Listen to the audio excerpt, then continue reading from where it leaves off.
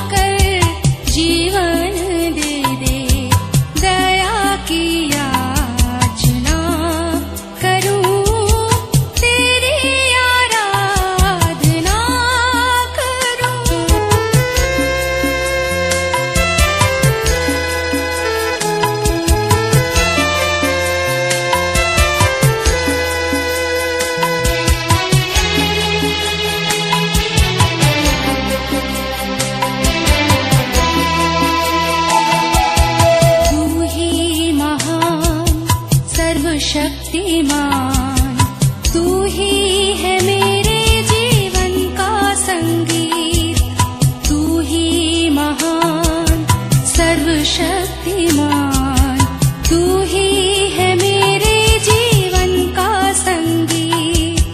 हृदय के तार छेड़े झनकार, हृदय के तार छेड़े झनकार, तेरी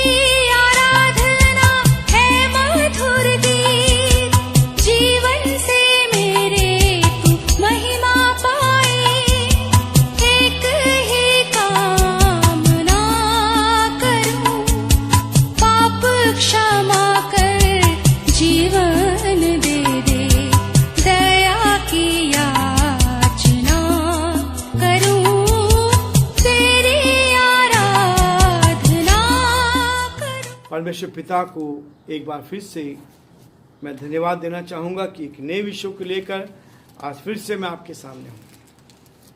आज का जो विषय है, जो हमारे जीवन को कई बार हिला देता है, आज का विषय है उपवास, फास्टिंग। क्या हमें फास्ट रखना चाहिए या नहीं रखना चाहिए? याकूब उसका 5 अध्याय और उसके 13 पद से मैं आपके सामने पढ़ूंगा। याकूब उसका 5 अध्याय 13 और 14 पद पढ़ूंगा। यदि तुम में कोई दुखी हो तो वह प्रार्थना करे, यदि आनंदित हो तो वह स्तुति के भजन गाए, यदि तुम में कोई रोगी हो तो कलीसिया के प्राचीनों को बुलाए और वे प्रभु के नाम से उस पर तेल मलकर उसके लिए प्रार्थना करेंगे। और विश्वास की प्रार्थना के द्वारा रोगी बच जाएगा और उसको उठाकर खड़ा करेगा। और यदि उसने पाप भी किए हों तो उनकी भी क्षमा की जाएगी। इसलिए तुम आपस में एक दूसरे के सामने अपने अपने पापों को मान लो और एक दूसरे के लिए प्रार्थना करो, जिससे चंगे हो जाओ। धर्मी जन की प्रार्थना के प्रभाव से बहुत कुछ हो सकता है। धर्मी जन की प्रार्थना के प्रभाव से बहुत कुछ हो सकता है। उपवास प्रार्थना, उपवास हमें करना चाहिए नहीं करना चाहिए, बहुत सारे भाई बहनों के अलग अलग विचार हैं, लेकिन वचन हमें इस बात को कहता है। परमेश्वर 40 दिन को आत्मिक तौर पर महत्वपूर्ण मानते हैं। 40 दिन जो है ये बहुत महत्वपूर्ण है, जो उपवास के हमारे मसीह लोग हर साल 40 दिन के रोजे रखते हैं, 40 दिन का उपवास करते हैं। जब भी परमेश्वर ने किसी को अपने उद्देश्य के लिए तैयार करना चाहा तो उन्होंने 40 दिन के लिए परमेश्वर के साथ संबंध बनाया, उपवास प्रार्थना की। पहली चीज है, 40 दिन की वर्षा के बाद नूह का जीवन परिवर्तित हो गया। 40 दिन तक नूह ने बारिश, उसका जीवन बदल गया। 40 दिन सीने पर्वत रहने के बाद मूसा का जीवन बदल गया। तीसरी चीज थे, 40 दिन प्रतिज्ञा किए हुए देश में व्यतीत करने के बाद जो गुप्तचर थे, जो भेदी थे, वो परिवर्तित हो गए। चौथी बात कहता है, 40 दिन गोलियत की चेतावनी से दाऊद का जीवन परिवर्तित हो गया। 40 दिन एलिया नबी को परमेश्वर सामर्थ प्रदान करने के बाद उसका जीवन परिवर्तित हो गया। 40 दिन परमेश्वर द्वारा पश्चाताप के लिए ठहराया हुआ पूरा 99 शहर 40 दिन में 1,20,000 लोग परिवर्तित हो गए। सब लोगों ने 40 दिन तक, योना ने 40 दिन तक प्रचार किया कि निनवे पलट दिया जाएगा, लेकिन लोगों ने क्या किया? उपवास प्रार्थना की। टाट ओढ़ा, जानवर, राजा, सारे लोग उपवास की प्रार्थना करने लगे और वो सब क्या परिवर्तित हो गए। 40 दिन यीशु मसीह ने जंगल में उपवास में रहकर सामर्थ प्राप्त की। 40 दिन यीशु मृतकों में से जी उठने के बाद अपने शिष्यों के साथ उसने व्यतीत किए और चेलों का जीवन परिवर्तित हो गया। 40 दिन आपके जीवन का महत्वपूर्ण दिन हो सकता है। 40 दिन उपवास करके आप परमेश्वर के साथ अपना समय बिता सकते हैं। परमेश्वर का वचन उपवास के बारे में क्या कहता है? यदि आप यशाया उसका 58 अध्याय देखेंगे, यशाया उसका 58 अध्याय उसके 6 और 7 पद में लिखा है, जिस उपवास से मैं प्रसन्न होता हूं, अर्थात जिसमें मनुष्य स्वयं को दीन करे, क्या तुम इस प्रकार करते हो? क्या सिर को झाऊ के समान झुकाना और नीचे टाट बिछाना और राख फैलाने ही को तुम उपवास और यहोवा को प्रसन्न करने का दिन कहते हो? उपवास की प्रार्थना कैसी हो, इसकी भावना कैसी हो, यह इस बात को दर्शाया गया है कि उपवास करना जरूरी है कि आप परमेश्वर के साथ रिश्ता बनाना चाहते हैं, आप भूखे रहकर परमेश्वर की आराधना करना चाहते हैं और जो आपने भोजन बचाया वो दूसरों को खिलाने के लिए हो। 6 पद में कहता है, जिस उपवास से मैं प्रसन्न होता हूं वह क्या यह नहीं अन्याय से बनाए हुए दासों और अंधेर सहने वालों का जुआ तोड़ का उनको छुड़ा लेना और सब जुओं को टुकड़े टुकड़े कर देना। यह है उपवास। उपवास के लिए परमेश्वर कहता है, दिलाने के लिए ना हो, दिखाने के लिए उपवास ना हो। परमेश्वर इस बात को कहता है। मत्ती उसका 6 अध्याय यदि आप निकालेंगे, उपवास के बारे में प्रभु ने इस बात को स्पष्ट किया है। मत्ती उसका 6 अध्याय और उसके 16, 17 और 18 पद को मैं आपके सामने पढ़ूंगा। ये उपवास की प्रार्थनाएं कितना महत्वपूर्ण है और यीशु मसीह के बारे में क्या कहना चाहता है। हम कई बार बहुत सारे विवादों में फंस जाते हैं। यदि कोई उपवास करता है तो हम उसके ऊपर भी उंगली उठाने की कोशिश करते हैं, लेकिन उपवास का मतलब है परमेश्वर के साथ हमारा गहरा रिश्ता और बनता चला जाए। 6 अध्याय का 16 पद में क्या था, ये दिखाने के लिए ना हो। जब तू उपवास करो तो कपटियों के समान तुम्हारे मुंह पर उदासी ना छाए रहे, क्योंकि वे अपना मुंह बनाए रहते हैं ताकि लोग उन्हें उपवासी जाने। मैं तुमसे सच कहता हूं कि वे अपना प्रतिफल पा चुके हैं।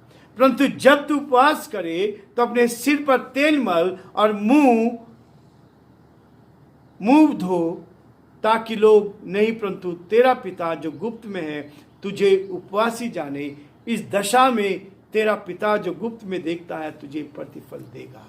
यह है उपवास की सही परिभाषा। उपवास रखने के लिए जब आप परमेश्वर के साथ हो तो दिखाने के लिए नहीं, तुम्हारे मुंह पर उदासी ना छा जाए, परंतु कहता है परंतु जब तू उपवास करे तो अपने सिर पर तेल मल और मुंह धो। पर प्रभु हमें इस बात के लिए स्पष्ट करता है। तीसरी चीज कहता है, परमेश्वर के सम्मुख हो। जब आप परमेश्वर के सम्मुख आएंगे, 6 अध्याय का इसी का मत्ती का 18 पद में क्या कहता है देखिए, ताकि लोग नहीं परंतु तेरा पिता जो गुप्त में है तुझे उपवासी जाने। इस दशा में तेरा पिता जो गुप्त में देखता है तुझे प्रतिफल देगा। परमेश्वर की ओर से प्रतिफल आपके लिए है। यदि आप उपवास कर रहे हैं, आप परमेश्वर के साथ अपने जीवन को व्यतीत कर रहे हैं, तो परमेश्वर आपके जीवन को आशीष से भर देगा। आपका जीवन आशीषों का जीवन होगा। जकरिया नबी की किताब उसका 7 अध्याय आप मेरे साथ निकालेंगे। जकरिया उसका 7 अध्याय और उसके 5 पद को मैं आपके सामने पढ़ूंगा। 5 में लिखा है, सब साधारण लोगों से और याजकों से कहे कि जब तू इन 70 वर्षों के बीच 5वें और 7वें महीने में उपवास और विलाप करते थे, तब क्या तुम सचमुच मेरे ही लिए उपवास करते थे? परमेश्वर के लिए उपवास करना, यह उपवास की सच्ची परिभाषा। चौथी बात क्या था, आत्मशुद्धि के लिए हमें उपवास की आवश्यकता है। आत्मा को शुद्ध रखने के लिए, अपने हृदय को शुद्ध रखने के लिए, अपनी आत्मा को साफ करने के लिए हमें उपवास की आवश्यकता है। भजन संहिता 69 अध्याय 69, साम 69 में लिखा उसके 10 पद में, जब मैं रोकर और उपवास करके दुख उठाता था तब उसने मेरे नाम धराई हुई, उससे भी मेरी नाम धराई हुई। उपवास की प्रार्थना जब आप करते हैं तो परमेश्वर आपको उपवास के लिए आशीष देना चाहता है। उसके बाद कहता, आत्मा दीनता के लिए हो। आत्मा की दीनता इसमें आती है। जब आप उपवास करते हैं तो ये उपवास आपका, ये फास्टिंग जो है, ये आपकी दीनता को दर्शाता है। आत्मा की दीनता। भजन संहिता 35 अध्याय, भजन संहिता उसका 35 अध्याय उसके 13 पद में, बाइबल में बहुत जगह लिखा है, लेकिन हम फिर भी क्योंकि वचन को नहीं जान पा रहे, फिर हम विवाद में फंस जाते हैं। परमेश्वर कभी नहीं चाहता कि आप परमेश्वर के वचन में विवाद में फंसे।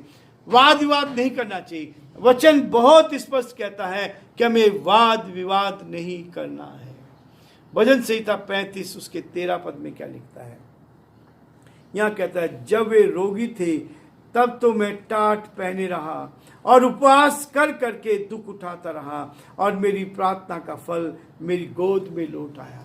उपवास की प्रार्थना का मतलब है परमेश्वर हमें अपनी आशीष देना। यीशु मसीह ने अपने चेलों से कहा कि दुष्ट आत्माएं बिना उपवास और प्रार्थना के नहीं जा सकती है। उपवास की प्रार्थनाएं मेरे और आपके जीवन के लिए ये बहुत जरूरी है, बहुत जरूरी है। आप उपवास करेंगे तो परमेश्वर आपको आशीष देता जाएगा, आपके जीवन के लिए आशीष का कारण बनेगा। परमेश्वर के न्याय समय के लिए ये उपवास की आवश्यकता है। परमेश्वर के न्याय समय के लिए ये उपवास की आवश्यकता है। साहब, कई बार आप सोचते हैं कि नहीं, उपवास की आवश्यकता नहीं है, लेकिन परमेश्वर के न्याय के लिए इस उपवास की आवश्यकता है। जब आप इस उपवास को करते हैं, देखिए योएल नबी ने एक चीज कही, पहला अध्याय योएल का उसका 14 पद, योएल नबी उसका पहला अध्याय और उसके 14 पद में क्या लिखा, देखिए, उपवास का दिन ठहराओ, महासभा का प्रचार करो, पुरनियों को वरन देश के सब रहने वालों को भी अपने परमेश्वर यहोवा के भवन में इकट्ठा करके उसकी दोहाई दो। दूसरा अध्याय और उसके 12 पद को भी आप पढ़ेंगे तो उपवास के लिए यहां फिर से कहा गया है, तो भी यहोवा की वाणी है, अभी भी सुनो, उपवास के साथ रोते पीटते अपने पूरे मन से फिरकर मेरे पास आओ, मेरे पास आओ। उपवास के साथ परमेश्वर मेरे और आपको न्याय के लिए इस्तेमाल करना चाहता है। सर्वसाधारण को विपत्ति काल में उपवास करना चाहिए। हर व्यक्ति को, जो साधारण व्यक्ति है, उसको भी क्या करना चाहिए, उपवास करना चाहिए। जब आप उपवास के साथ आएंगे तो परमेश्वर आपके जीवन में से विपत्तियों को दूर कर देगा। दूसरा शमूएल उसका पहला अध्याय और उसका 12 पद, दूसरा शमूएल उसका पहला अध्याय और उसका 12वां पद में क्या था, और वे शाऊल और उसके पुत्र योनातान और यहोवा की प्रजा और इस्राएल के घराने के लिए छाती पीटते रोने लगे और सांझ तक कुछ ना खाया, इस कारण कि वे तलवार से मारे गए थे। उपवास की प्रार्थना, संकट काल में हम उपवास की प्रार्थना करते हैं। जब आप संकट में होते हैं, मंडली के संकट के लिए भी आप उपवास रख सकते हैं। लू का उसका 5 अध्याय वचन में बहुत सुंदर लिखा है।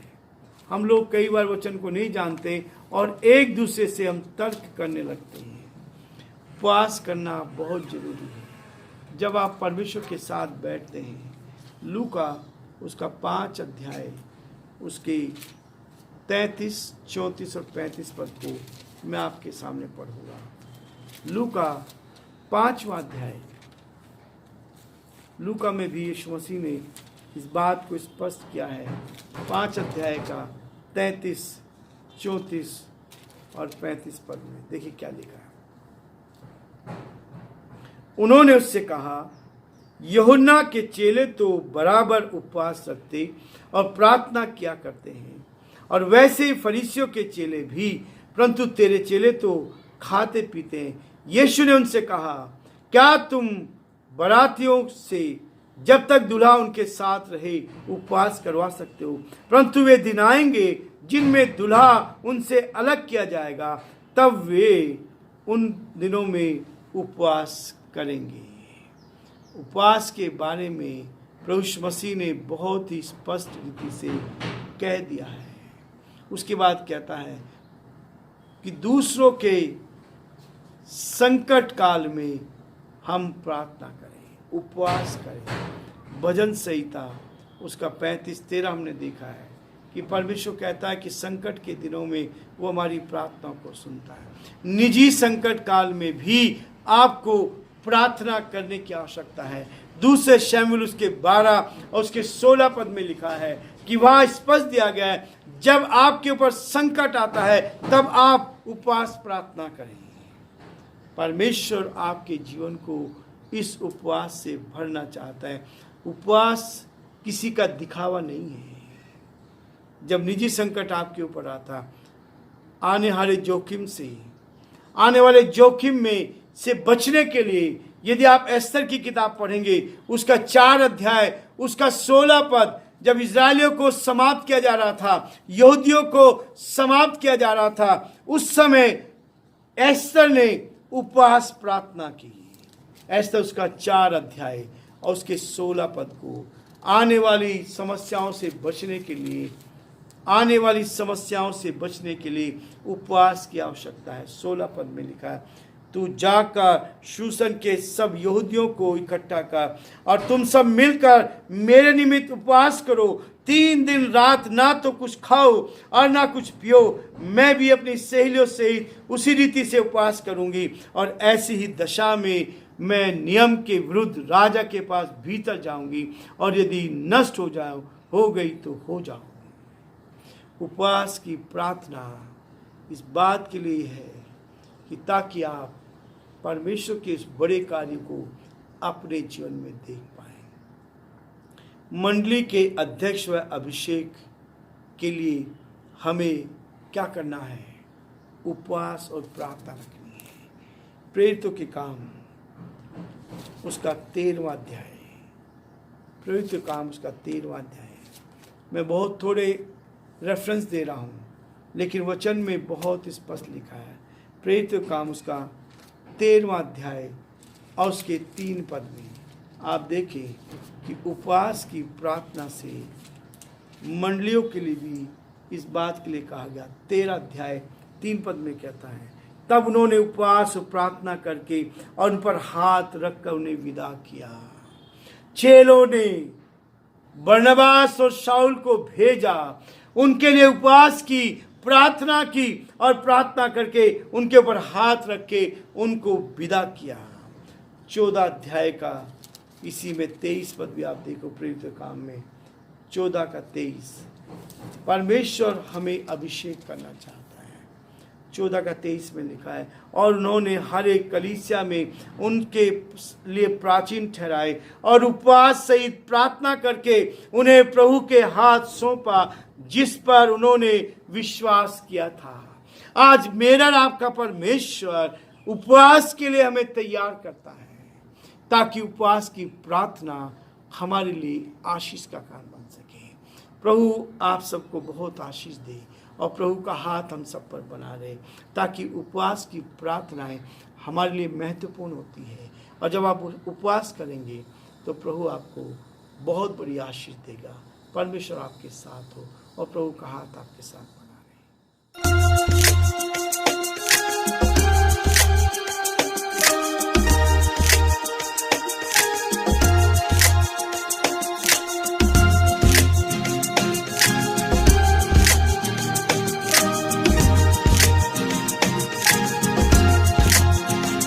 यहोवा तेरा नाम सबसे ऊंचा है। यहोवा तेरा नाम सबसे ऊंचा है। कोई भी नहीं यहाँ दूजा है।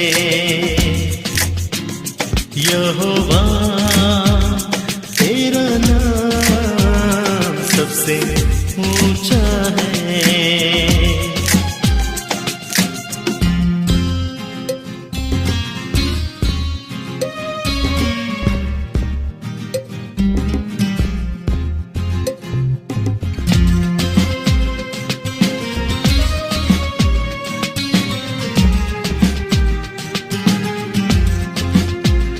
सारी जाति में महान, सारी धरती पे महान, सारी जाति में महान, सारी धरती पे महान, सारी धरती पे महान। यहोवा तेरा नाम सबसे ऊंचा है। यहोवा तेरा सबसे ऊंचा है।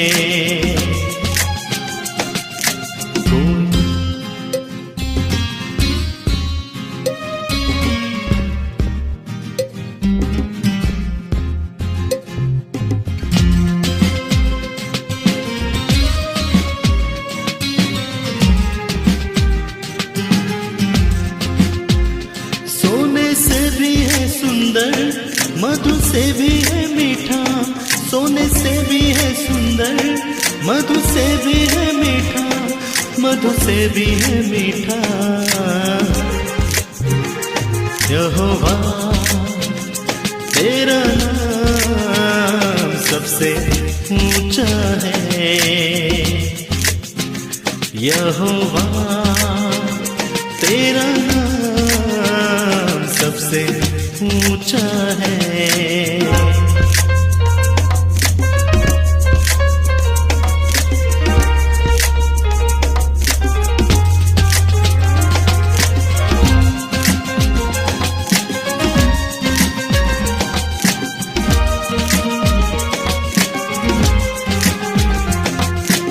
आखिरी पल में सांसें भरते हैं, तेरे नामों से आगे बढ़ते हैं। आखिरी पल में सांसें भरते हैं, तेरे नामों से आगे बढ़ते हैं। आगे बढ़ कर के तू थाम लेता है, आगे बढ़ कर के तू थाम लेता है। सारी खुशियों से तू दामन भरता है, सारी खुशियों से तू दामन भरता है। यहोवा तेरा नाम सबसे ऊंचा है। यहोवा